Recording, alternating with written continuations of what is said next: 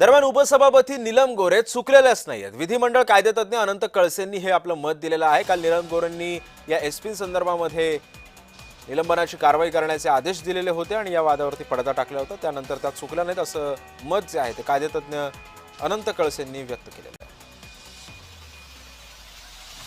साताऱ्याचे पोलीस अधीक्षक आणि संबंधित ज्यांनी लोकांना ढकलाढकली केली, जखमी केलेलं आहे आणि महत्त्वाचं म्हणजे मतदानाच्या प्रक्रियेपासून वंचित ठेवलेलं आहे, त्यांचं सरकारने निलंबन करावं असे मी निर्देश देत आहे। आता याच्यानंतर बोला पुढे काय असेल तर चला।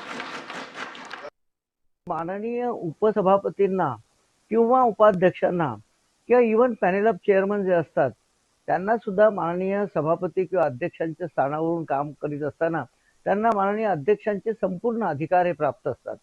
आणि माझ्या उदाहरणावरून, अनुभवावरून आणि कागदपत्राचा आधार घेता मला असं वाटतं की माननीय नीलमताई गोरे यांनी अगदी योग्य निर्णय दिलेला आहे आणि या निर्णयाची अंमलबजावणी होणं अगदी योग्य आहे आणि आवश्यक आहे सभागृहाच्या कार्यपद्धतीप्रमाणे।